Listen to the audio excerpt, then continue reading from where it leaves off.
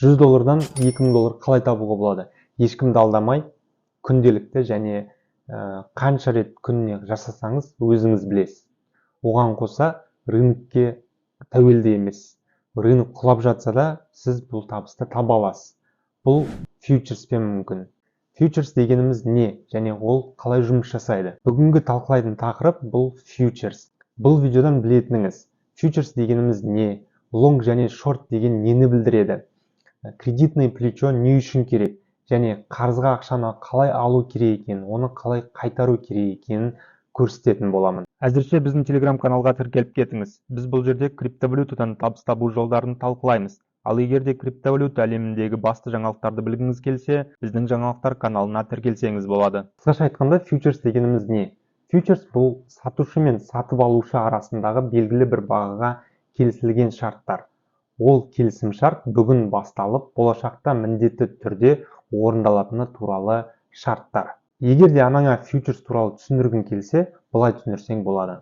Сіз ертең айфонның бағасы 1 миллионнан 1,5 миллионға қымбаттайтынын білесіз. Ал сізде болса бар жоғы бір айфонға жететін қаражат бар. Міндетті түрде қымбаттайтынын біліп тұрсыз, бірақ сізде айфонның 20 данасын алуға қаражат жеткіліксіз. Сол үшін сіз бәкеден қарызға 19 миллион аласыз. Енді сізде 20 миллион қаражат бар. Биржада бұны плечо X20 деп атайды. Бұл дегеніміз сіз өзіңіздің бастапқы қаражатыңыздан 20 есеге көп ақшаға сатып алып жатқаныңыздың белгісі. Содан соң егер де бағыңыз жанып баға 1,5 миллионға дейін қымбаттаса, сіз 30 миллион табыс тауып, ал оның ішінен 19 миллионын бәкеге қайтарып бересіз. Ал сізде 11 миллион қалады. Таза пайда 10 миллион теңгені құрады. Сіз 20x плечосымен жұмыс жасадыңыз. Осылайша 20 есе көп табысқа кенелдіңіз. Бұны биржада лонгқа ставка қойды деп атайды. Ал айфондардың бағасы керісінше түсіп кетсе не болады? Сіз айфондарды сатпай ұстап отыра алатын келісілген баға бар. Сол бағаға дейін сіз оларды сатпай бағасы жоғарыланғанын күтіп ұстап отыра аласыз. Егер де баға белгіленген бағадан төменге түсіп кеткен жағдайда, бәке сізді айфондарды сатуды талап етеді. Себебі сізге аманат етілген ақшаны өзіне қайтарып алу үшін керек. Бұл баға былай есептеледі. Бәкеге сіз 19 миллион қарызсыз, ал сіздің қолыңызда 20 айфон бар. 19 миллионды 20 айфонға бөлсек, 950 мың теңгені құрайды. Егер де айфонның бағасы 950 мың теңгеге дейін құлап қалса, онда 20 айфонның бағасы сол 19 миллионды құрайды. Дәл осындай іс-әрекет биржада фьючерстік сатылым деп аталады. Бірақ айфондардың орнына криптовалюта, ал бәкенің орнына криптовалюталық биржа. Қарыздың мөлшері бұл плечо. Бәкеден біз 20x плечосымен қарызға ақша алған болатынбыз. Яғни өзіміздің бастапқы қаражатымыздан 20 есе көп ақша алған болатынбыз. Фьючерстік сатылымда баға тек жоғарыға кеткенде емес, және де баға құлаған кезде де табыс табуға болады. Биржада бұндай табыс табу түрін шорт ставкасы деп атайды. Яғни сіз шортқа қойдыңыз. Егер де сіз айфонның бағасы құлайтынын білсеңіз, сіз айфонның зауытына барып, олардан қарызға 20 айфонды алып, және сол жерде оларды сатып жібересіз. Ал содан соң оларды төмен бағамен сатып алып, зауытқа қайтарып бересіз. Ал үстіндегі айырмашылықты өзіңізге алып қаласыз. Ал егер де дұрыс шықпаса, салған ақшаңыз күйіп кетуі мүмкін. Бұны ликвидация деп атайды. Ол туралы кейінірек талқылайтын боламыз. Лонг және шорт ұғымдарын көп еститін боласыз. Бірақ бұл ұғымдар нені білдіреді? Лонг бұл баға жоғарыға кетеді деген ставкаңыз, ал шорт керісінше баға төменге құлайды деген сіздің ставкаңызды айтады. Ойлаңызшы, сіздің салған ақшаңыз 100 есеге бір батырманы басу арқылы көбейіп кетсе. Мысалы, сізде $1000 бар. Сіз онымен трейдинг арқылы табыс тапқыңыз келеді. Бірақ $1000 аз ақша болғандықтан көп пайда көре алмайсыз. Сізге көмекке фьючерс келеді. Осылайша бар болғаны бір батырманы басу арқылы сіздің бастапқы депозитіңіз 125 есеге дейін өседі. Менің ойымша, бұл қалай жұмыс жасайтынын түсіндіңіз деп ойлаймын. Ары қарай платформаның интерфейсіне көз жүгіртеміз. Krypton Prime бұл көп уақытты үнемдеуге және криптовалютадан жақсы табыс табуға мүмкіндік беретін құрал. Өйткені сіз үшін барлық іс-шараларды таңдап және талдап қойған, плюс әрқашан қолдап отыратын комьюнити бар. Ол аз десеңіз сіздің жеке көмекшіңіз болады. Ал кез келген сұрақтарыңызға жауапты осы каналдың чатынан сұрай аласыз. Бір жазылым арқылы негізгі жобалардың маңызды ақпараттары, білікті мамандар тобы, мықты комьюнити, табыс алып келетін жобалар күнтізбесі, жеке көмекшіңіз және шынайы табыстар. Бұл праймды сипаттайтын негізгі тезистер. Жазылымға төленген ақшаны бір айдың ішінде қайтара алмасаңыз, сіздің төленген ақшаңыз қайтарылып беріледі. Прайммен бірлесе жұмыс жасап келе жатқанымызға 1 жылдан астам уақыт өтті.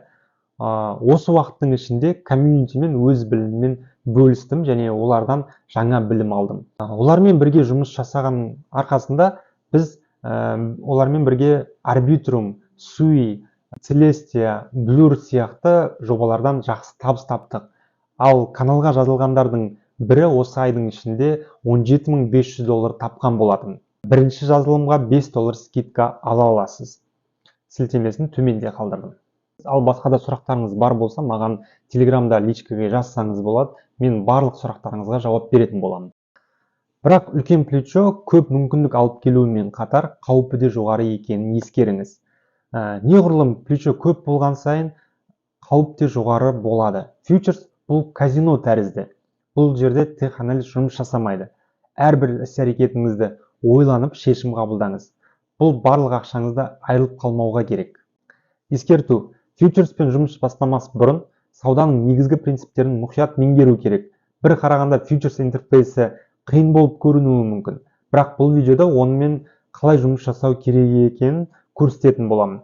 Фьючерсті көбіңіз білетін Binance биржасы арқылы көрсететін боламын. Егер де Binance-та аккаунтыңыз жоқ болса, төменде сілтемесін қалдырдым, сол бойынша өтіп регистрация жасасаңыз болады. Ең алдымен бізге негізгі бетте фьючерс бөліміне өтіп, Futures USD дегенді таңдау қажет.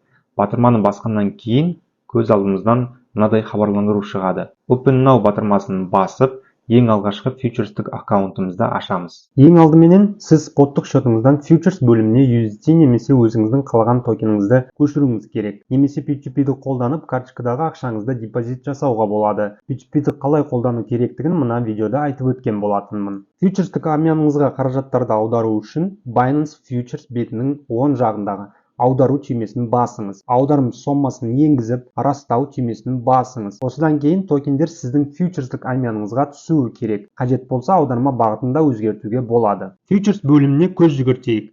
Мәзір бөлімде CoinM фьючерстері, опциондар, сауда стратегиялар, қажетті ақпараттар және де басқа да Binance-тың бөлімдегі сілтемелер көрсетілген. График бөлімінде контрактты таңдауға болады. Ол үшін бар болғаны мышканы апарып үстінен басып, кез келген жұпты таңдауға болады. Маркировка бағасына назар аударыңыз. Бұл ликвидацияны болдыратын негізгі көрсеткіш. Көріп тұрған графикті зерттеуге де болады.